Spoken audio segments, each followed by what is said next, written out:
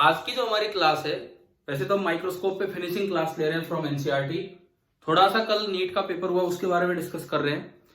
Paper मैंने नहीं देखा अभी, मैं 17 के बाद यानी कि 18 तारीख को आपका पेपर देख रहा हूँ किस तरह का है।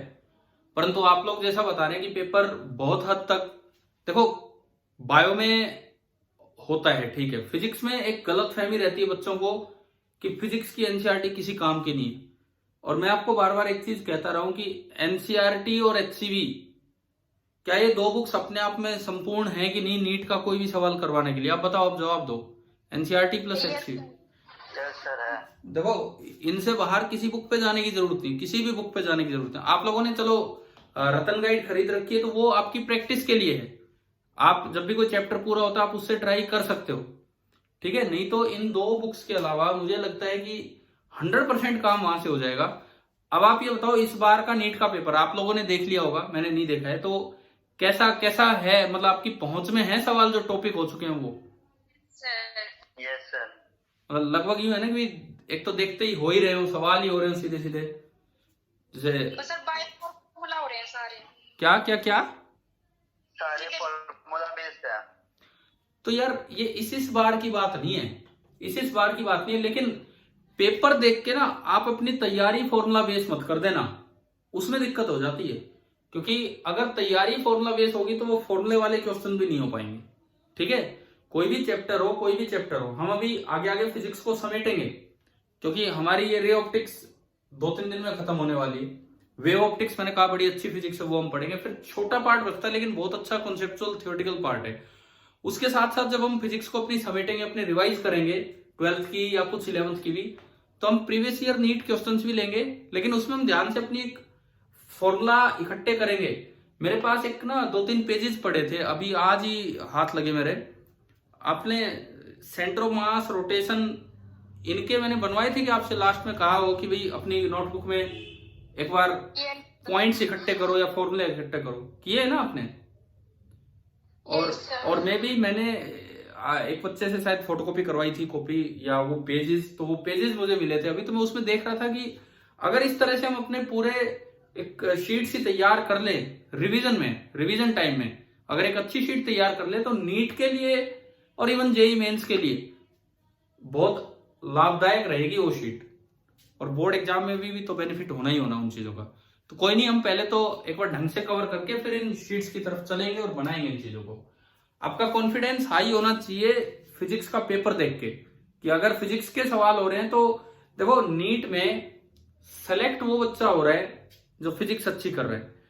ऐसा नहीं कि बायो केमिस्ट्री के बिना आप सेलेक्ट हो जाओगे, लेकिन नीट में रिजेक्ट वो बच्चे हो रहे हैं जो फिजिक्स सही नहीं कर रहे। तो इसका क्या मतलब है? मतलब जो बच्चे तैयारी कर रहे होते हैं, पता नहीं क्यों, लेकिन बायो बहुत से बच्चे अच्छी करके जाते हैं, परंतु फिजिक्स में कुछ बच्चे कमजोर रह जाते हैं। केमिस्ट्री भी इक्वलेंट टू बायो कर जाते हैं, लेकिन फिजिक्स में कुछ बच्चे कमजोर रह जाते हैं। तो जो बच्चा फिजिक्स में रह गया वो सिलेक्ट नहीं हो पाता है, और जो फिजिक्स में अच्छा स्कोर कर रहा है वो इनसे भी लीड लेके और ऊपर चला जाता है काफी अच्छे लेवल पे। तो हम तो उम्मीद करें कि आपकी फिजिक्स शायद एक ठीक लेवल पे चल रही होगी, और धीरे धीरे अब आगे अब फाइनल स्टेज आने वाली है। अब एक्सेलरेट करना है काम को, फाइनल स्टेज आने वाली है। अब यूं नहीं कि धीरे धीरे गाड़ी चल रही है, अब ढंग से चीजों को समेटना होगा, ठीक है। तो आज एक फिनिशिंग लेक्चर ले रहे हैं माइक्रोस्कोप पे। मैंने पूछा आपसे अभी गर्वित की एनसीईआरटी में कौन सा पेज है ये थ्योरी में, थ्योरी पार्ट में, जहां पे माइक्रोस्कोप बोलेंगे, दोबारा बोलो, पेज नंबर 339 ही मेरी बुक में है। क्या नई बुक में भी पेज नंबर 339 पे ही है?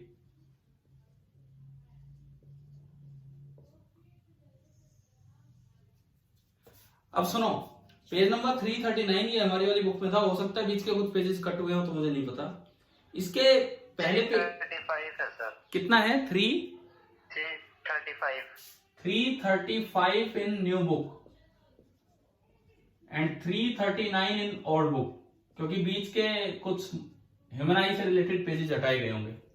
तो ठीक है, अब सुनो, पहला जो पेज है इसमें वो है सिंपल माइक्रोस्कोप पे। पहला पेज टोटली सिंपल माइक्रोस्कोप पे है, वो मैं अभी रीड नहीं करूंगा, वो आप लोगों को मैंने पढ़ा दिया, आप रीड कर लेंगे। अगला जो पेज है, मतलब जहां भी ये नेक्स्ट पार्ट स्टार्ट होगा, आप ढूंढो अपनी बुक में कहीं ना कहीं आपको ये मिल गया होगा, M लिखा हुआ है d/f, this is 1 less than the magnification at near point, but the viewing is more comfortable and difference in magnification is usually small. In subsequent discussion of optical instruments, microscope and telescope, we shall assume the image to be at infinity. क्या ये line कहीं मिली है क्या आपको? एक page पलट, ठीक है ठीक है ठीक है। अब सुनो, ये क्या कह रहा है इसमें कि आप सिंपल माइक्रोस्कोप की बात करते हैं, सिंपल माइक्रोस्कोप के मैग्निफिकेशन की, उसमें रेंज आती है 1 प्लस d/f से लेके d/f से लेके 1 प्लस d/f। लेकिन विविंग कंफर्टेबल कहां होती है, आई मसल्स रिलैक्स किस केस में होते हैं, d/f वाले में या 1 प्लस d/f वाले में? ये वो केस है जब फाइनल इमेज कहां बनती है, एट फार पॉइंट। हाँ, फार पॉइंट, यानी कि eye muscles are relaxed, eye muscles are relaxed, it means comfortable viewing. तो आपको क्वेश्चन से कई बार खुद आइडिया लगाना होगा कि कई बार ना जैसे क्वेश्चन आ गया, सब कुछ आ गया, हमें नहीं दे रखा, तो कहीं ना कहीं आइडिया लगे कि कंफर्टेबल विविंग है तो आप ये वाला केस लेंगे, कहीं आइडिया लगे कि मैग्निफिकेशन ज्यादा करना है तो फिर आप वो नियर पॉइंट वाला केस लेंगे। ये तो इसके बारे में। अच्छा, उसके बाद पढ़ो, a simple microscope has a limited magnification, maximum magnification less than और equal to 9 for realistic focal length. अगर कोई लाइन अलग हो तो मुझे बता देना, क्योंकि मेरे पास पुरानी बुक है, हो सकता है कोई चेंज भी हो गया हो तो बता देना। अ सिंपल माइक्रोस्कोप की जो मैग्निफिकेशन है वो लेस देन और इक्वल टू 9 रह पाती है फॉर रियलिस्टिक फोकल लेंथ। ये बात याद रख लेना, for simple microscope magnifying power is less than और इक्वल टू 9 उन फोकल लेंथ से जो आप बना पाओ। अब यूं तो आप कितनी बना दो, सुनो, इन फॉर्मुलों को देख के बताओ, इन फॉर्मुलों को देख के बताओ, फोकल लेंथ ज्यादा होगी तब मैग्निफिकेशन ज्यादा होगा, या फोकल लेंथ कम होगी तब मैग्निफिकेशन ज्यादा होगा? सिंपल माइक्रोस्कोप में कम। फोकल लेंथ जितनी कम करोगे मैग्निफिकेशन उतना ज्यादा होगा, लेकिन बहुत कम फोकल लेंथ के लेंस बनाना, एब्रेशन फ्री लेंस बनाना बड़ा मुश्किल है। यूं तो आप थ्योरेटिकली तो बोल दो एफ बहुत कम कर दिया मैंने, तो मैग्निफिकेशन तो बहुत ज्यादा हो सकता है, लेकिन रियलिस्टिक लेंथ जो है वो तो मैग्निफिकेशन की 9 तक ही है रेंज। कारण कि फॉर स्मॉल फोकल लेंथ, अगर आप स्मॉल फोकल लेंथ लेते हैं, अगर आप स्मॉल फोकल लेंथ लेते हैं, उसके लेंस मैन्युफैक्चर करना बड़ा मुश्किल है, उसमें एब्रेशंस आ जाती हैं, उसमें कमियां आ जाती हैं, क्रोमेटिक एब्रेशन, इस तरह की चीजें। तो इसीलिए रियलिस्टिक फोकल लेंथ के लिए ये पॉइंट आप याद रखना। उसके बाद सुनो, for much larger magnification one uses 2 lenses, one compounding the effect of the other. ये कंपाउंडिंग वाली लाइन मैंने एक दिन बोली भी थी। कंपाउंडिंग कैसे होती है, जो पहला लेंस होता है ऑब्जेक्टिव, वो केवल मैग्निफाइड इमेज बनाता है, फिर एंगुलर मैग्निफिकेशन करवाने का काम कौन करता है, आईपीस। यानी कि आईपीस तो बाद में भी एक माइक्रोस्कोप, सिंपल माइक्रोस्कोप रहेगा, और ऑब्जेक्टिव एक सिंपल लेंस की तरह काम करेगा। ठीक है, ठीक है, कंपाउंडिंग इफेक्ट है। इसीलिए जो मैग्नीफाइंग पावर थी ओवरऑल, उसका फॉर्मूला था 2 चीजों का प्रोडक्ट। किन किन का? Linear magnification of, linear magnification of objective and angular magnification of eyepiece. ठीक है। जो एक बच्चा, मैं बीच में बताता हूं आपको, अमन बंसल, नाम सुना है? ये आपसे 1 साल सीनियर है, अमन बंसल। उसकी overall all India 55th rank आई है जेई मेंस में। अब 55 रैंक जेई मेंस में आई है, तो एडवांस में भी बड़े चांसेस है कि वो टॉप 100 रैंक लेके आए बच्चा, बिकॉज यही लोग ही तो एडवांस देंगे जो मेंस क्वालिफाई किए। तो टॉप 100 रैंक तो बहुत मुश्किल से बच्चों की सुनने में आती है अपने आसपास। वैसे तो इंडिया में तो आनी है, लेकिन अपने आसपास बहुत कम बच्चों की टॉप 100 में रैंक मिलती है। तो उम्मीद करें हम, ये बच्चा कनीना से ही है, अमन बंसल, और हमारा स्टूडेंट रहा है वो 9th और 10th में। उसके बाद तो वो खैर कोटा चला गया था 11th 12th में, तो लेकिन 9th 10th में हमारा स्टूडेंट रहा है वो इस तरह से। तो तब का मैं बताता हूँ, जैसे शायद हमने पहले जिक्र किया हो कभी, जब ये 10th में जैसे यहाँ आता था इक्विजन पे, तो 9th और 10th में 12th के साथ जो टेस्ट होते थे वो इनके भी लिए जाते थे। जैसे ऑप्टिक्स का टेस्ट हुआ 10th और 12th का, इस बच्चे ने ही टॉप किया। मतलब जब ये 10th क्लास में था तो 12th वालों को सबको पछाड़ रहा था बड़े अच्छे से। 100 मार्क्स का ऑब्जेक्टिव पेपर हुआ, ये 85 to 90 स्कोर कर रहा था या 95 तक पहुंच रहा था। तो कुछ तो था बहुत अच्छे समय से, लेकिन अब फाइनली वो रिजल्ट सामने अब दिखेगा जब जेईई एडवांस वाला आएगा। तो यार अगर अपने आसपास से बच्चे ऐसे निकल रहे हैं ना, तो मैं उम्मीद करता हूं आपका सेक्शन अब बहुत अच्छा परफॉर्म करे। अब तो कुछ देखो, आज नीट हुआ है, मतलब कल कुछ तो जोश आना चाहिए ना कि अब हमें करना ही है, इतना ही टाइम है। अगली बार मान के मत चलो कि सितंबर में होगा, क्या लगता है आपको अगली बार भी सितंबर में होगा? No sir. हाँ, तो बस तो 1 साल भी नहीं है हमारे पास, और अब लग जाना है। अब लग जाना है किस तरह से, एक और एग्जाम्पल आपको देता हूं पहले, क्योंकि इन 2-3 एग्जाम्पल्स का जिक्र हो सकता है हमने पहले भी किया हो। रोबिन एक बच्चा यहां से नांगल मोहनपुर से है, वो मैं उस मेन बात क्या बता रहा हूँ, कैसे वो लगा तैयारी में। मेरे संपर्क में तो वो जब वो 12th में था तब आया था, मई के आसपास, 15 मई के बाद। 11th में मैं और वो आपस में कॉन्टेक्ट में नहीं थे। तो यार वो बच्चा इतने अच्छे तरीके से लगा कि उस एक साल में उसने यहाँ कनीना से पास ही नांगल मोहनपुर, लेकिन 1 साल में उसने 2 साल का कोर्स कवर किया फिजिक्स का, पूरे 2 साल का, 11th और 12th का। अब उसके बैच में 2 बच्चे, मैं नाम नहीं लूंगा उन दोनों के, 2 बच्चे थे जो उससे टॉपर रहे हैं, लगभग मार्च तक उससे आगे निकलते रहे। मार्च कौन सी मार्च? जो 12th के पेपर होते हैं वो वाली मार्च, जो 12th के एग्जाम दिए इन लोगों ने। लेकिन वहां जाके गड़बड़ होगी। मार्च के बाद वो लोग, कोई किसी क्रैश कोर्स के चक्कर में चला गया, कोई किसी क्रैश कोर्स के चक्कर में, मे भी इंदौर चले गए थे वो, इस तरह से। अब देखो, मुझे लगता है कि अगर आपने 2 साल कहीं रह के पढ़ाई की है तो आखिरी स्टेज में ना माहौल चेंज करना बड़ा खतरनाक हो जाता है। कई बार पढ़ाई नहीं जाता, कई बार इस तरह का काम हो जाता है। 10 दिन तो एडजस्टमेंट में लग गए, इतना ही तो टाइम होता है। आखिरी स्टेज में रिवीजन इज इंपॉर्टेंट। कोई टॉपिक रह गए कोई बात नहीं, जो आपको अच्छे से आता है वो इतना ढंग से करके जाओ कि आप उसमें से कुछ आ जाए, वो तो सही होगा ही होगा। यही तरीके कामयाब होंगे आपकी, अगर रैंक आप लाना चाहते हो, कोई अच्छे से परफॉर्म करना चाहते हो, सेलेक्ट होना चाहते हो तो। अब रोबिन बच्चे ने, आपका एग्जाम नॉर्मली कब होता है? मई में होता है, मई में होता है क्या आपका नीट वाला एग्जाम? यस है ना? तो मुझे याद है संडे को एग्जाम था, संडे को। फ्राइडे तक भी वो अपने डाउट्स में लगा रहा, जो पढ़ रखा था उन चीजों को पूछता रहा। फ्राइडे को भी वो मेरे पास 3-4 घंटे यहाँ पे मतलब अपनी तैयारी कर रहा था। मैं नहीं पढ़ा रहा था उसे, वो बस बैठा था और अपनी तैयारी कर रहा था।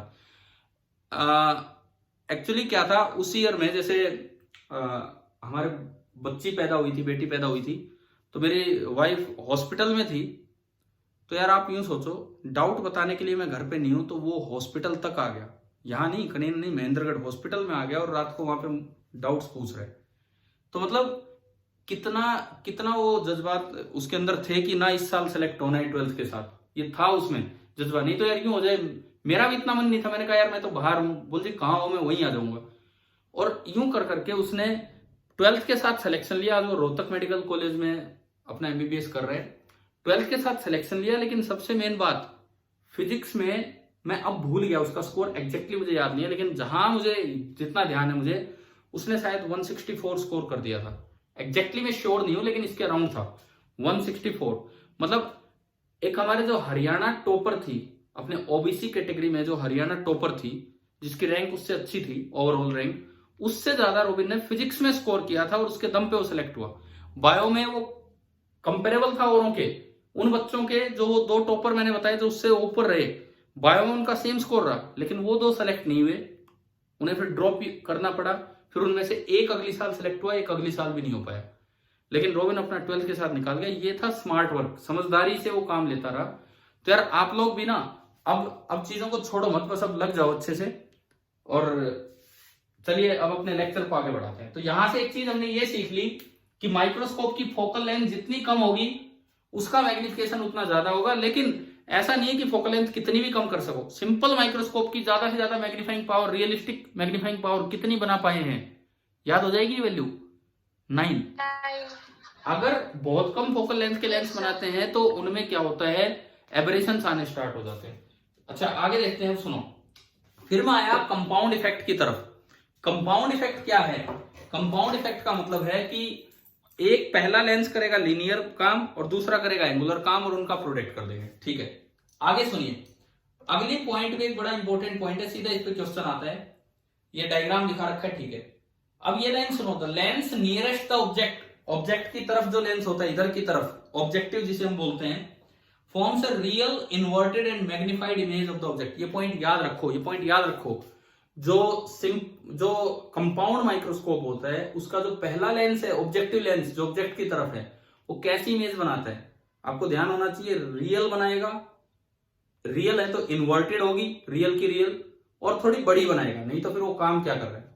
लेकिन एक बात याद रखना, अगर वो माइक्रोस्कोप की तरह काम नहीं कर रहा है तो हो सकता है वर्चुअल इमेज बनाए। क्या पिछली क्लास में हमने एक क्वेश्चन लिया था, कल का ही दिन होगा शायद, ध्यान है वो आखिरी सवाल, जिसमें वो कॉम्बिनेशन यही था लेकिन वो एक प्रोजेक्टर के तरह से यूज किया जा रहा था।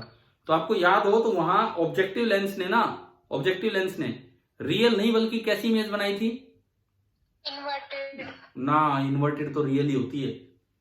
रियल नहीं बल्कि कैसी इमेज बनाई थी? वर्चुअल। 30 मुझे याद नहीं है 6 सेंटीमीटर पे था कि कितने पे था, वो आया तो था इतना, 6 पे आया था शायद, है ना। पहले से 1 पे आया था, दूसरे से 6 पे, इस तरह का कुछ बना था। तो सुनो, तो उस क्वेश्चन में हमने सीखा, वैसे सुनो, वैसे अगर माइक्रोस्कोप है कंपाउंड माइक्रोस्कोप, तो ऑब्जेक्टिव लेंस हमेशा बनाएगा real inverted and magnified image, और फिर जो आईपीस है वो बनाएगी वर्चुअल इमेज। आईपीस इधर ही रखेगी इमेज को। लेकिन कल जब प्रोजेक्टर में यूज किया तो जो पहला लेंस है ऑब्जेक्टिव, उसने तो बनाई थी कैसी इमेज? वर्चुअल। और फिर जो दूसरा लेंस था उसने स्क्रीन पे इमेज दी थी, तो वो कैसी इमेज बना रहा होता है? रियल। एक बार मैं फिर बोल रहा हूं, ये पॉइंट याद हो जाने चाहिए।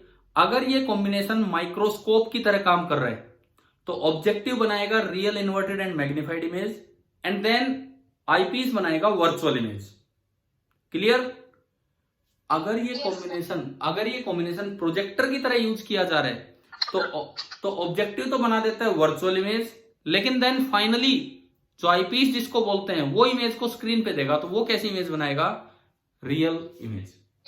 ठीक है, चलो आगे सुनो। कुछ थ्योरेटिकल लेक्चर है आज का, लेकिन आप पढ़ते चलो। क्वेश्चंस हमने काफी कर दिए इन पे, माइक्रोस्कोप और इन चीजों पे।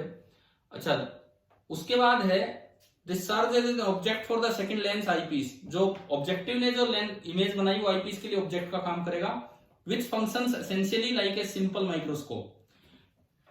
एक कंपाउंड माइक्रोस्कोप का जो आईपीस है, आईपीस वो कोई अलग से नहीं होता, वो सिंपली किस तरह काम करेगा? एक सिंपल माइक्रोस्कोप की तरह। जैसे आपका सिंपल माइक्रोस्कोप होता है बिल्कुल उसी तरीके से वो काम करेगा।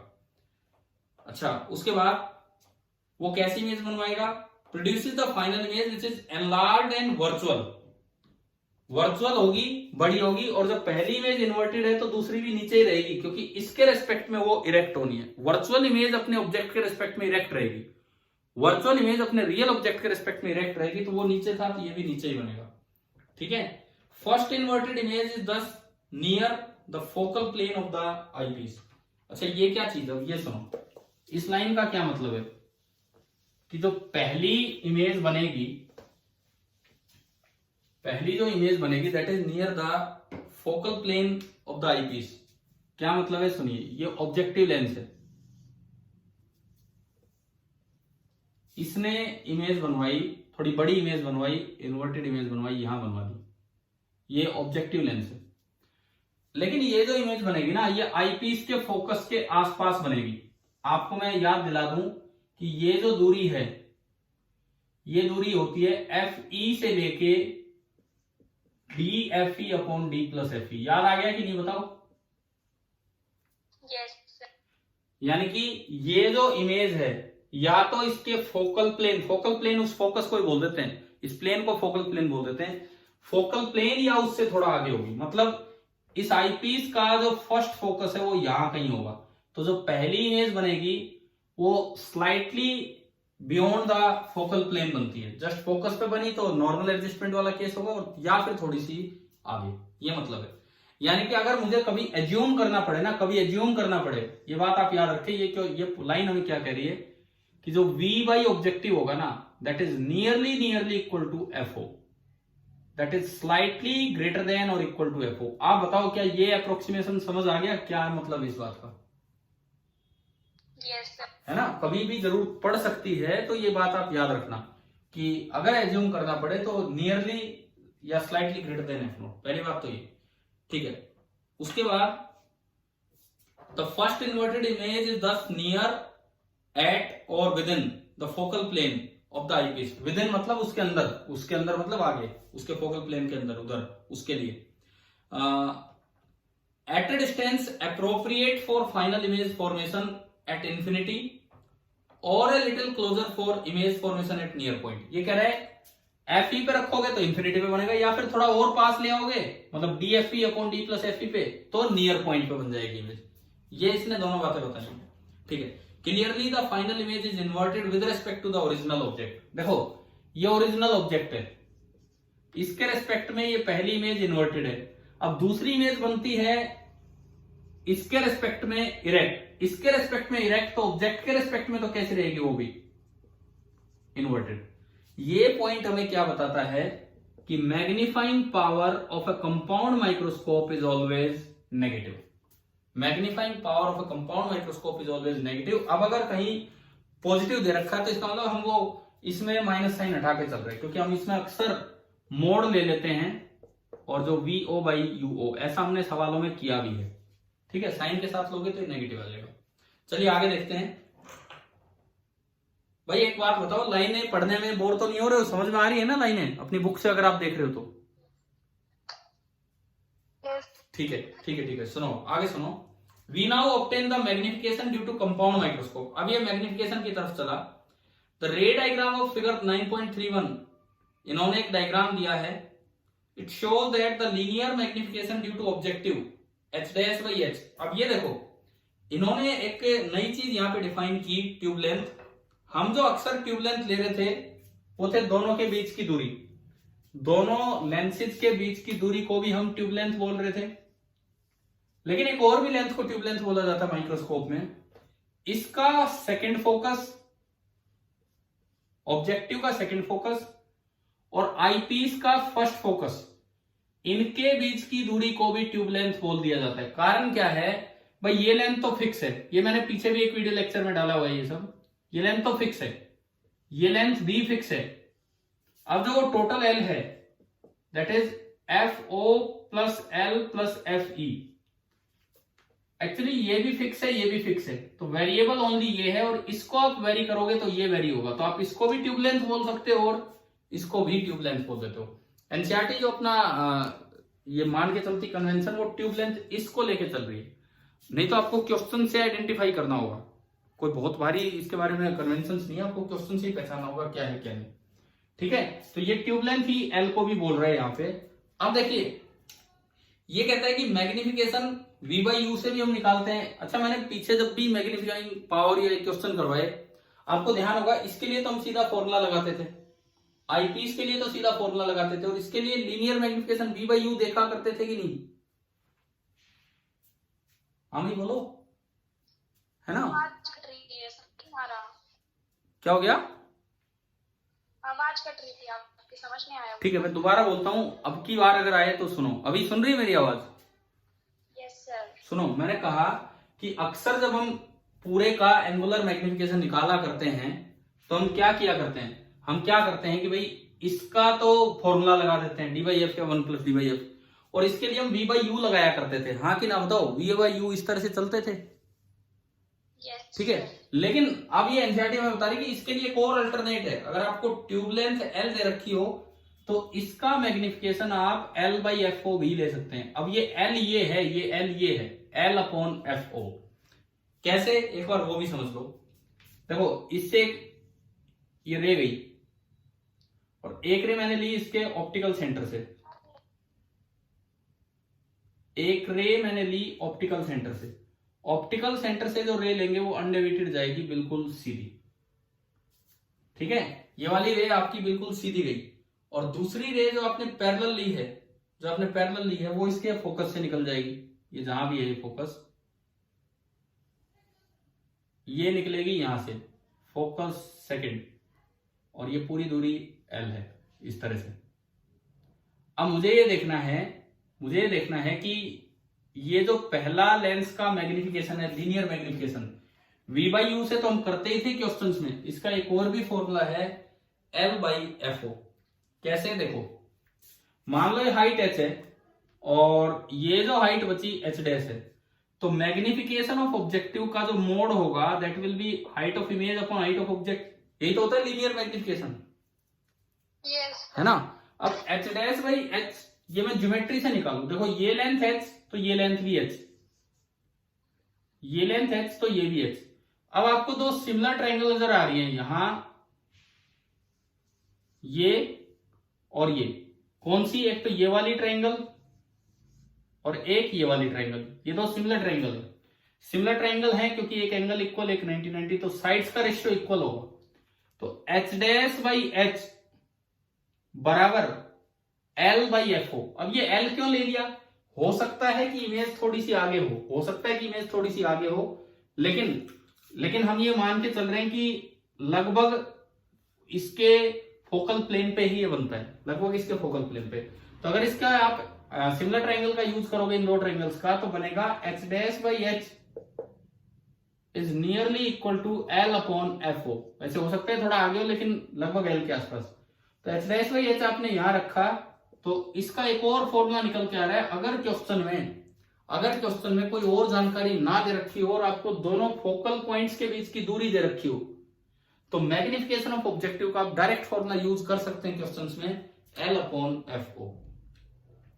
बताओ ये बात आई क्या समझ में, कैसे आया ये फॉर्मूला? ठीक है, देखो ये करवा रखा है वीडियो। अच्छा पहले करवा रखा है, ठीक है, बहुत अच्छी बात है। अभी रिपीट हो गया होगा, मुझे ध्यान भी नहीं था। तो सुनो, तो जो मैग्निफिकेशन होगा, अब उसके फिर से दो फॉर्मूले।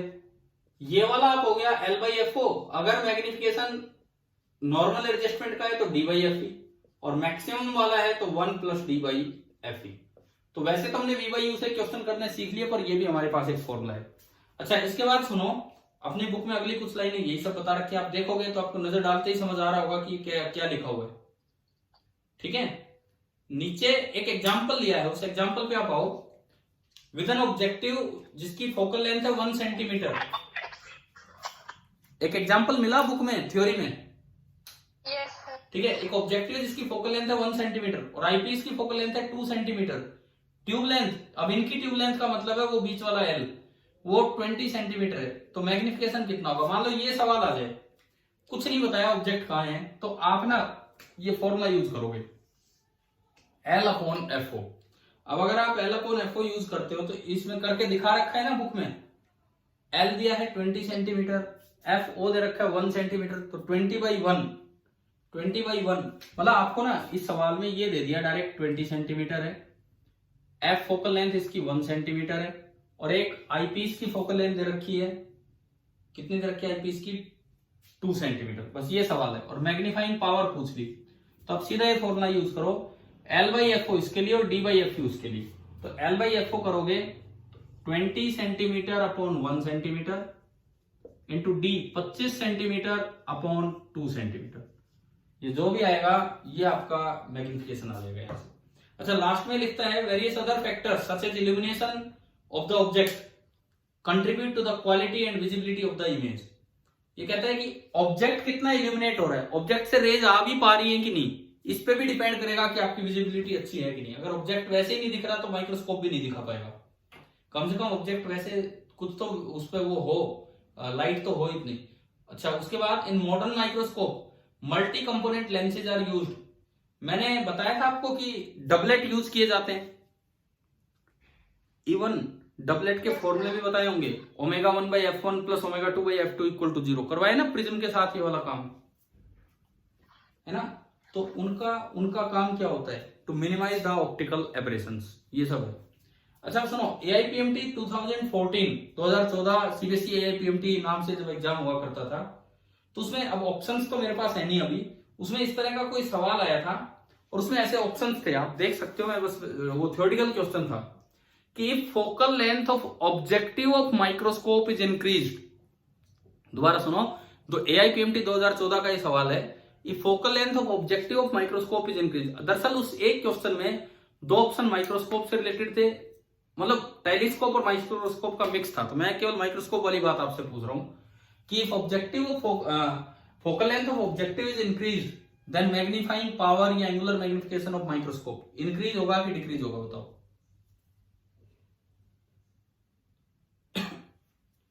बताओ क्या होगा, इंक्रीज होगा कि डिक्रीज होगा।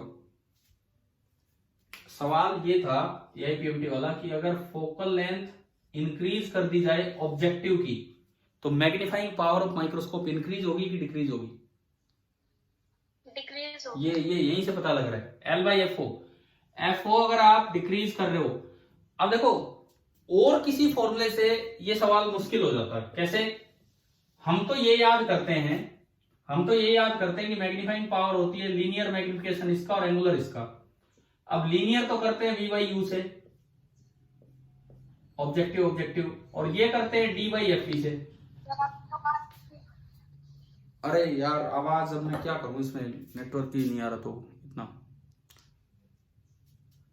सुनो, नहीं समझ आ रही कि आवाज नहीं आ रही समझ?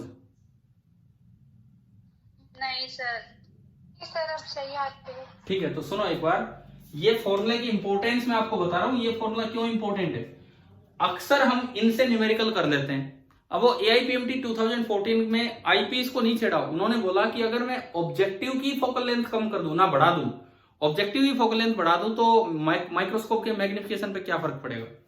क्या इस फॉर्मूले में कहीं भी ऑब्जेक्टिव की फोकल लेंथ आ रही है क्या? इस फॉर्मूले में ऑब्जेक्टिव की फोकल लेंथ सर समझ नहीं आया, फिर बता दो। आवाज सुनो, अक्सर हम न्यूमेरिकल इस तरह से मैग्निफिकेशन निकाल लेते हैं, कर दिया हमने। अगर सवाल आता कि आईपीस की फोकल लेंथ कम की गई तो ये फॉर्मूला आंसर दे रहा है। अगर सवाल आता आईपीस की फोकल लेंथ बढ़ाई गई, ये फॉर्मूला आंसर दे रहा है। अगर एआईपीएमटी में क्वेश्चन आया होता कि आईपीस की फोकल लेंथ बढ़ा दी गई तो बताओ मैग्नीफाइंग पावर ऑफ माइक्रोस्कोप कम होगी कि ज्यादा होगी, इस फॉर्मूले को देख के बताओ। डिक्रीज होगी, एक बार में पता लग गया, ठीक है। लेकिन जो क्वेश्चन आया 2014 में वो आया कि ऑब्जेक्टिव की फोकल लेंथ बढ़ा दी गई, तो अब बताओ मैग्नीफाइंग पावर पे क्या फर्क पड़ेगा। तो क्या इस फॉर्मूले में कहीं एफओ आ रहा है क्या, कहीं भी डायरेक्ट नहीं आ रहा। तो वहां बच्चा फिर कंफ्यूज हो जाता है, भाई वो तो फिर देखना पड़ेगा ऑब्जेक्टिव अलग से लेंथ फॉर्मूला लगा के।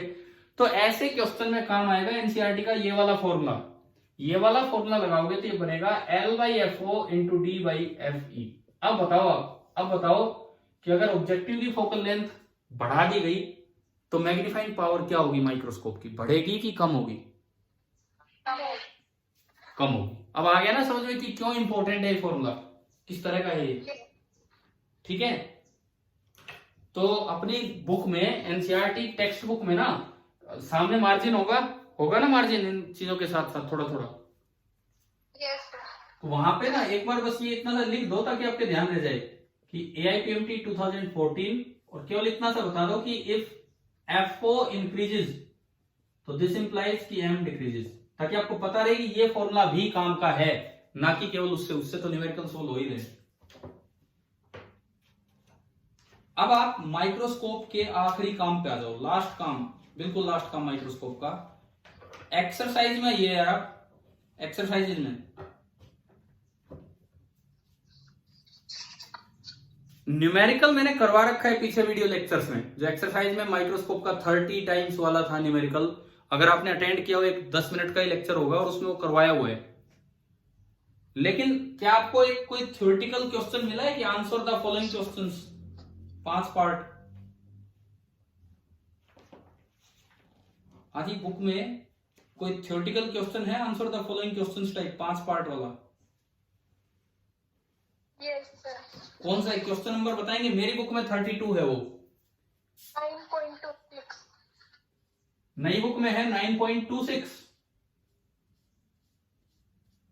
हाँ जी 26, ठीक है। पुरानी बुक में वो 32nd क्वेश्चन है, नई बुक में वो 26 है। तो इस सवाल को और हम डिस्कस करेंगे अभी आज की क्लास में, ढंग से सीखना है और फिर आपका माइक्रोस्कोप हमारी तरफ से बिल्कुल फिनिश हो जाएगा। एक लेक्चर आपके लिए टेलीस्कोप का डाला जाएगा। कल की क्लास जब आप अटेंड करें तो वो लेक्चर अटेंड करने के बाद अटेंड करें, आधे घंटे का ही होगा वो लेक्चर।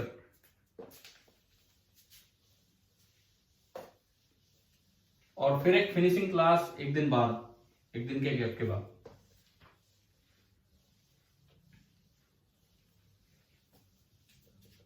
देखिए अब सुनो, क्वेश्चन पहला सवाल ए पार्ट, उस सवाल का पहला पार्ट है the angle subtended at the eye by an object is equal to the angle subtended by the virtual image produced by a magnifying glass.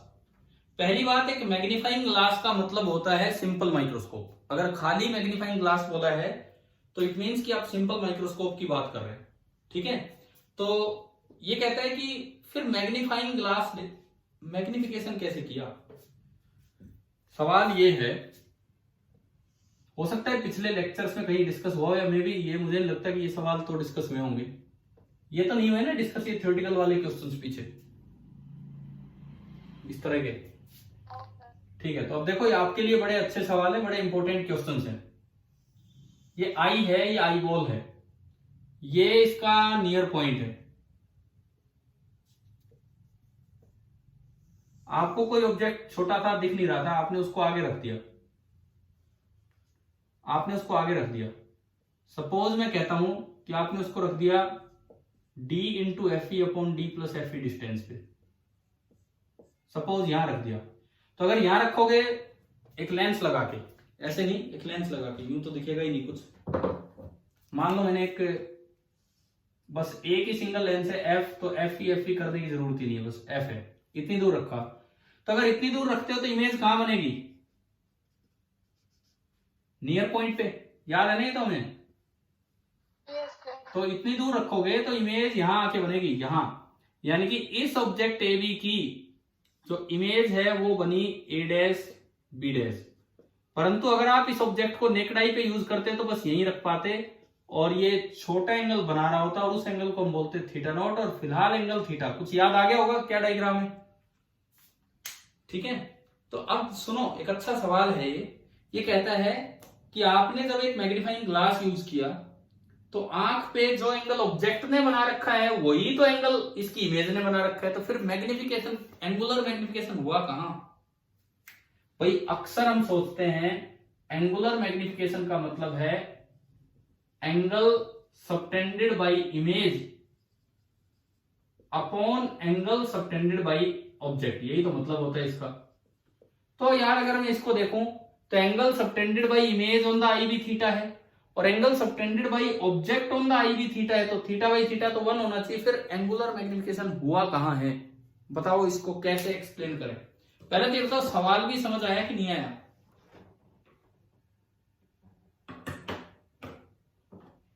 अरे एक्सप्लेन तो तब होगा जब क्वेश्चन समझ आया होगा। सवाल ये है, सुनो, सवाल ये है, अक्सर एंगुलर मैग्निफिकेशन का मतलब जो हमारे दिमाग में आता है वो ये होता है कि angle subtended by image on the eye divided by angle subtended by object on the eye, कि ऑब्जेक्ट के मुकाबले इमेज का एंगल कितना टाइम्स बढ़ गया, वो है एंगुलर मैग्निफिकेशन। ये एक सिंपल माइक्रोस्कोप का डायग्राम है।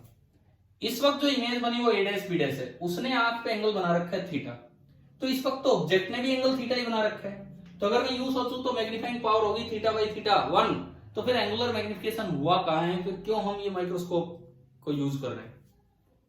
क्या अब सवाल समझ आ गया?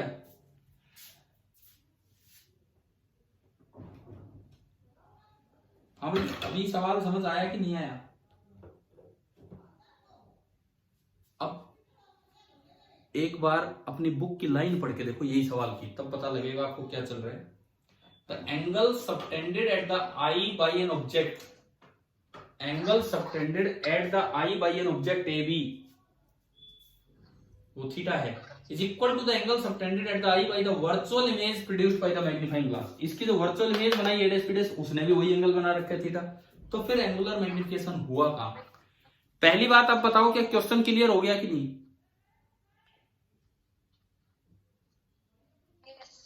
अब इसका आंसर, हम जब मैग्नीफाइंग पावर डिफाइन करते हैं माइक्रोस्कोप में तो हम बोलते हैं angle subtended by the image divided by angle subtended by the object. कब? जब वो कहां रखा होता है, नियर पॉइंट पे, ना कि इतना आगे।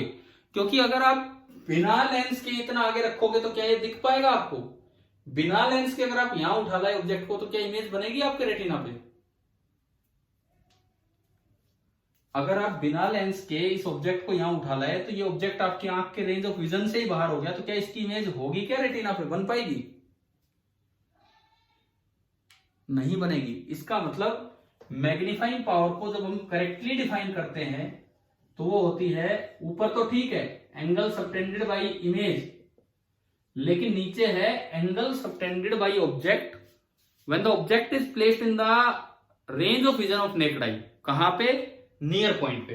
अगर ऑब्जेक्ट अकेला नियर पॉइंट पे बैठा होता तो कितना, मतलब थीटा बाई थीटा नहीं है, magnification is not equal to theta by theta, but magnification is equal to that theta upon object लेना है नेक्ड आई के लिए, थीटा नॉट। अब मैं फिर से पूछता हूं, क्या कुछ समझ आ रहा है कैसे हमने एक्सप्लेन किया है?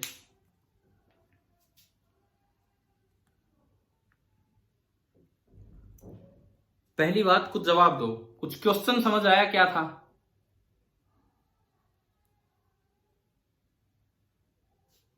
मेरी आवाज आ रही है आप तक? मेरी आवाज पहुंच पा रही है कि नहीं, बताओ?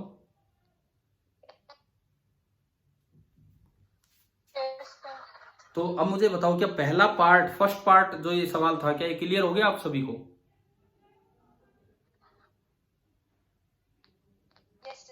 मतलब ये है, मतलब फाइनली मैं एक लास्ट टाइम बोल रहा हूं कि जब एंगुलर मैग्निफिकेशन देखा जाता है तो इस समय की इमेज को इस समय के ऑब्जेक्ट से कंपेयर नहीं किया जाता, बल्कि इस इमेज के एंगल को उस ऑब्जेक्ट के एंगल से कंपेयर किया जाता है जो नेक्ड आई पे कहां रखा जा सकता था, ज्यादा से ज्यादा कितनी पास रखा जा सकता था। समझ में आ गया होगा, है ना?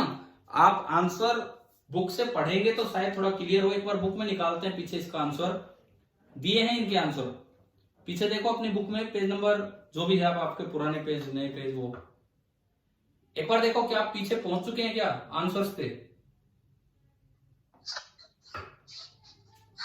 तो देखो ए पार्ट का आंसर देखिए, ए पार्ट का answer, even though the absolute image size is bigger than the object size. ध्यान से सुनो, जो ए डैश पी डैश का साइज है वो ए बी से तो बड़ा है, जो ए डैश पी डैश का साइज है वो ए बी से तो बड़ा है, नो डाउट, वो तो डायग्राम में ही दिख रहा है। But the angular size of the image is equal to the angular size of the object. इस इमेज का एंगुलर साइज भी थीटा है और इस ऑब्जेक्ट का एंगुलर साइज भी थीटा है, दोनों का एंगुलर साइज तो इक्वल है। ये तो होगी सवाल वाली बात जो इन्होंने एक्सप्लेन किया, जो मैंने डायग्राम बना के दिखाया। मैग्नीफायर मतलब वो लेंस किस तरह हेल्प करता है? The magnifier helps in the following वे। उसने इसका एंगल नहीं बढ़ाया, लेकिन उसने इस थीटा नॉट को बढ़ा के थीटा करवा दिया। Magnifier helps in the following way, without it, बिना मैग्नीफायर के object would be placed no closer than 25 centimetre. बिना मैग्नीफायर के आप ऑब्जेक्ट को 25 सेंटीमीटर से आगे रख ही नहीं सकते थे। The closer object has larger angular size than the same object has 25 centimetre. तो ये कह रहा है इस ऑब्जेक्ट के साइज को इस ऑब्जेक्ट के साइज से कंपेयर करो, वो है मैग्निफिकेशन, ना कि इसको इससे कंपेयर करना, बल्कि इसको उससे कंपेयर करो, वो आपका मैग्निफिकेशन होगा। और इस तरह से एंगुलर मैग्निफिकेशन हमें मिला। तो भाई ये सवाल आ गया ना समझ? बताओ क्लियर हुआ कि नहीं? बोर्ड में आने के लिए तो बहुत अच्छे सवाल है ये, वहां पे तो फिर जवाब लिखना बच्चे अगर नहीं पढ़ के गए तो भारी हो जाता है इन सवालों का जवाब देना। चलो मैं बी पार्ट पे कुछ रेस्पॉन्स दीजिए। बी पार्ट पे चले हम, ए पार्ट अगर क्लियर हो गया हो तो।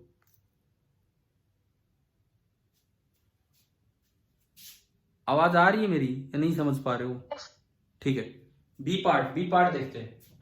बी पार्ट सुनो, 500 अच्छे पार्ट्स हैं B part. In viewing through a magnifying glass, वही सिंपल माइक्रोस्कोप है। जब आप एक सिंपल माइक्रोस्कोप से देखते हो तो one usually positions one's eye very close to the lens. Does angular magnification change if the eye is moved back?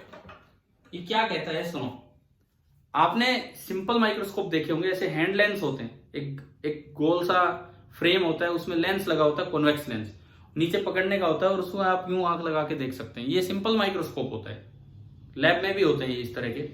तो ये कहता है अक्सर जब हम सिंपल माइक्रोस्कोप से चीजों को मैग्नीफाई करके देखते हैं तो बिल्कुल आंख के टच करते हैं लेंस को। अगर मैं दूर से देखूं तो क्या तब भी उतना ही मैग्निफिकेशन दिखेगा या कुछ कम होगा या कुछ ज्यादा होगा? सबसे पहले तो अपने कॉमन सेंस से आप जवाब दीजिए, आपने कभी देखा हो, कॉमन एक्सपीरियंस से जवाब दीजिए कि क्या होना होता है क्या नहीं।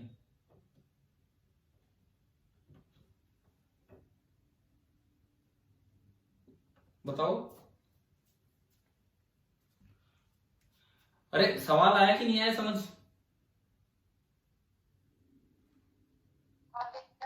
ठीक है, देखो अब सुनो। अब इसका जवाब भी आप देखिए, दूसरे बी पार्ट का।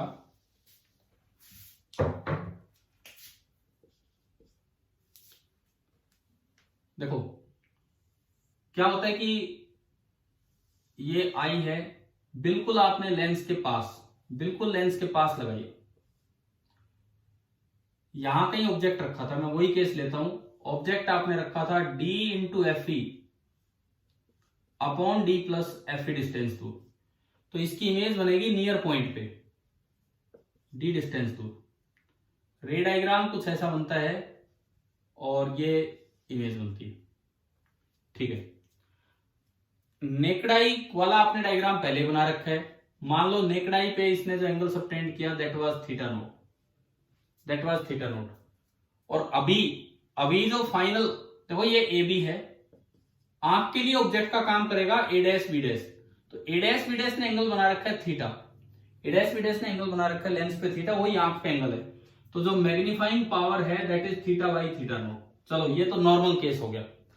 अब ये सवाल किस बात पे आता है कि आपने आंख को थोड़ा दूर कर दिया और लेंस यहां है वैसे ही, तो इसकी इमेज तो लेंस ने बनवाई है, तो ना तो ये चेंज होगी और ना ये चेंज होगी। लेंस पे तो दोनों का एंगल वही रहेगा थीटा, लेंस पे तो दोनों का एंगल वही रहेगा थीटा। लेकिन आप एक बार आंख पे नजर डालो, क्या आंख पे भी वही एंगल बना है कि अलग हो गया है? बताओ डायग्राम देख के। अब अगर आंख पे एंगल देखूं तो ये इतना हो गया, ये मान लो let this angle be alpha. तो अब अगर मैं मैग्नीफाइंग पावर देखूंगा M dash, that will be alpha upon theta nought, ना कि थीटा अपॉन थीटा नोट। क्या ये पॉइंट आया क्या समझ में? अगर ये क्वेश्चन आ जाता है तो आपको डायग्राम बना के दिखाने चाहिए। एक बार ये डायग्राम जो नेकडाई पे है सीधा, एक बार ये जब लेंस टच हो रहा है और एक बार लेंस जब दूर है।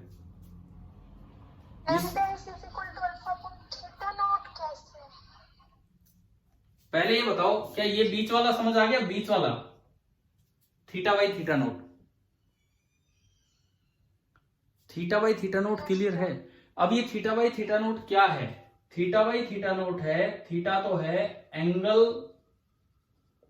Subtended at eye by image at eye, angle subtended by image at eye, और थीटा नोट वही नेकडाई वाला एंगल है। तो जब इस डायग्राम में देखोगे, इस डायग्राम में तो जो एंगल इमेज ने लेंस पे बना रखा है वही आंख पे बना रखा है, जो लेंस पे बना रखा है वही आंख पे, दोनों बहुत पास है, तो ये थीटा ही है। लेकिन इस केस में अगर आप देखते हो, लेंस पे तो इस ए डैश बी डैश ने एंगल थीटा बनाया, परंतु आंख दूर होने से वो एंगल तो कम हो गया ना। आप दूर जा रहे हो तो एंगल कम होता जा रहा है, और दूर जाओगे और एंगल कम होगा। तो अभी आप बताओ, क्या ये एंगल अलग हो गया है कि नहीं थीटा से?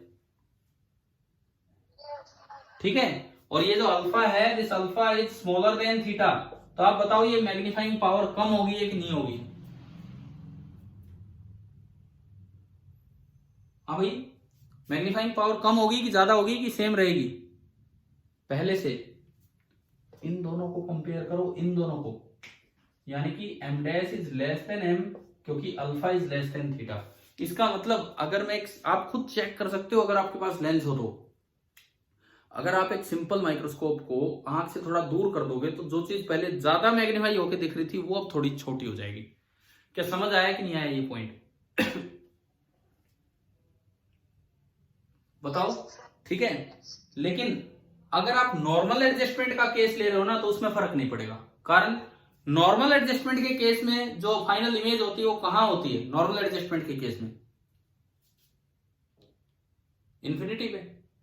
नॉर्मल एडजस्टमेंट के केस में जो इमेज होती है बहुत दूर होती है, इन्फिनिटी पे।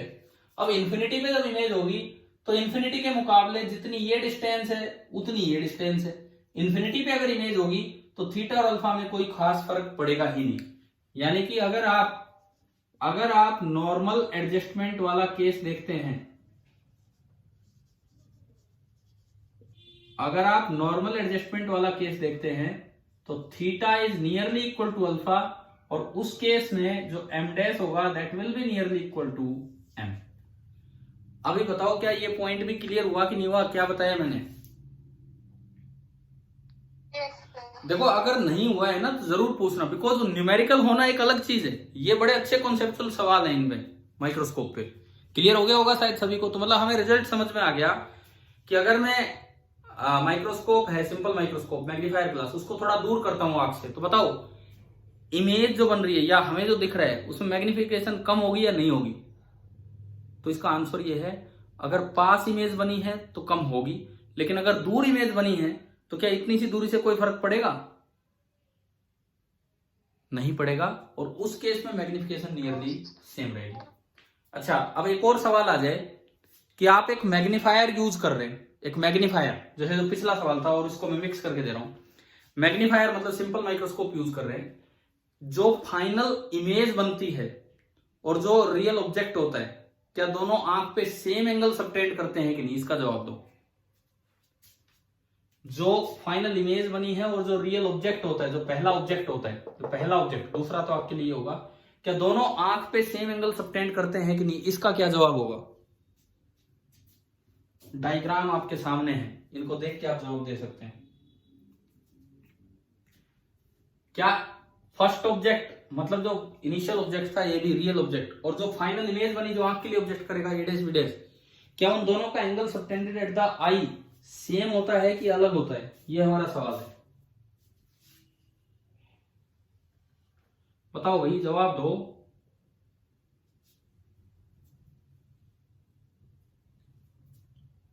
हाँ जी, क्या आंसर होगा? डायग्राम देखो ना, डायग्राम देखो, क्या यहां दोनों एंगल सेम है कि नहीं? इस समय इस डायग्राम में है, और यहां जब आप देखोगे इस इमेज ने तो आंख पे एंगल बना रखा है अल्फा, और इस ऑब्जेक्ट ने आंख पे एंगल बना रखा है बीटा। अब आप जवाब दो। मेरा सवाल ये है कि जो ओरिजिनल ऑब्जेक्ट था और जो इमेज बनी है जो आंख के लिए ऑब्जेक्ट का काम करेगी, जब एक मैग्नीफायर का आप यूज करते हैं तो क्या दोनों का angle subtended on the I same होगा कि डिफरेंट होगा? क्या जवाब होगा आप बताओ।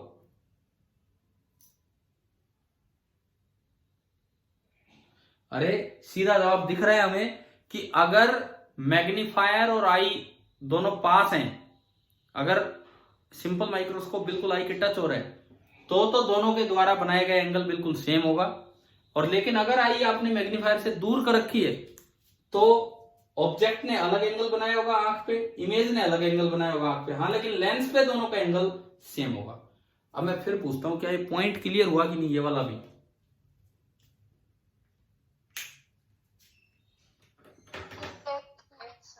भाई देखो ये 5 सवाल कितने अच्छे हैं, इसलिए मैं आपसे बार बार ये कह रहा हूं कि ढंग से अटेंड करो, ढंग से अटेंड कीजिए कि किस तरह के ये 5 क्वेश्चंस हैं। तो पहले 2 पार्ट मैंने आपको अभी बताए हैं कि किस तरह से होने। सेकंड पार्ट में कई बातें सामने आ गई हैं। अगर मैं माइक्रोस्कोप से आंख को दूर कर लूं, अगर सिंपल माइक्रोस्कोप से आंख को दूर कर लूं, अगर इमेज पास थी तो मैग्निफिकेशन कम हो जाएगा, और अगर इमेज दूर थी तो मैग्निफिकेशन पे कोई फर्क नहीं पड़ेगा।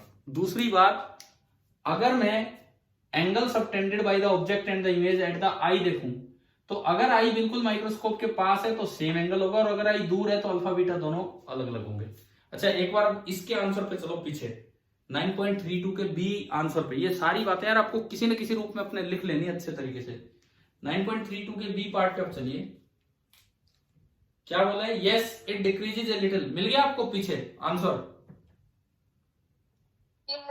Yes it decreases a little because the angle subtended at the eye is then slightly less than the angle subtended at the lens. ये जो अल्फा है ये थोड़ा कम हो गया है थीटा से, तो इसलिए मैग्निफिकेशन कम हो गया। ये तो पहली बात आई। उसके बाद the effect is negligible if the image is at very large distance away. मान लो नॉर्मल एडजस्टमेंट केस है, बहुत दूर इमेज है, तो इमेज से लेंस इतनी दूर है कि थोड़ी सी आई और खिसक गई तो कोई फर्क नहीं पड़ता। ये पॉइंट भी हमने लिया था ना अभी, समझ आ गया है आपको? ठीक है। और उसके नीचे तीसरा पॉइंट लिखते हैं, note when the eye is separated from the lens. जब आंख लेंस से थोड़ी दूर कर दी जाए, जैसा कि ये केस है, तो angle subtended at the eye by the first object, मतलब ए बी का एंगल वो बीटा है, and its image A dash B dash का एंगल वो अल्फा है, दे आर नॉट इक्वल। तो मैंने इन तीनों बातों को आपको ढंग से समझा दिया है। क्या ये बी पार्ट क्लियर हो गया? ठीक है, क्या आपको बी पार्ट क्लियर हो गया है कि नहीं? अब सुनो, अब इसके 3 पार्ट आपके होमवर्क हैं, आपको समझ आ ही चुका होगा कि कितना अच्छा ये सवाल है। सी, डी और ई 3 पार्ट और बचते हैं, ये तीनों पार्ट आपका होमवर्क है। मैं इनको एक्सप्लेन करवा दूंगा कल की क्लास से पहले। कल की क्लास में तो हम टेलीस्कोप पे चलेंगे, इनको अगले लेक्चर में मैं बता दूंगा आपको कब हम एक्सप्लेन करेंगे, कल मॉर्निंग में। उसके बाद मैं आपको टेलीस्कोप का लेक्चर दूंगा। पहले आप ये 3 सवाल कर लीजिए, मैं अभी थोड़ी देर में डाल दूंगा, मैं अपलोड कर दूंगा आपके लिए। या कोई क्लास 40 मिनट की लगानी होगी तो मैं आपको मैसेज कर दूंगा फॉर 40 मिनट लेक्चर। जस्ट ये 40 मिनट लगे चाहे 15 मिनट लगे, जस्ट ये 3 पार्ट डिस्कस करने के लिए, ठीक है। और फिर आपको टेलीस्कोप का लेक्चर दिया जाएगा और फिर कल उससे आगे कंटिन्यू करेंगे। तो ठीक है, आज हम हमारी क्लास यहीं फिनिश करते हैं। ये वाली क्लास आप 3 पार्ट कीजिए और वेट कीजिए, हो सकता है मैं उन 3 पार्ट्स के डिस्कशन के लिए कोई लेक्चर दूं, ठीक है। दोबारा तैयार हो क्या एक लेक्चर के लिए? अभी तो मेरे पास भी टाइम नहीं है, 10th की क्लास है मेरी। अरे बताओ, 3 पार्ट डिस्कस तो 9 बजे हो पाएगा, उससे पहले तो चांस ही नहीं है। मेरी क्लास है 8:30 तक। तो आप अटेंड करना चाहें तो कर लीजिए, नहीं मैं वैसे रिकॉर्ड करके आपके लिए डाल दूंगा, ठीक है। अपने 3 पार्ट लेकिन जरूर अटेम्प्ट कीजिए, ठीक है। Thank you.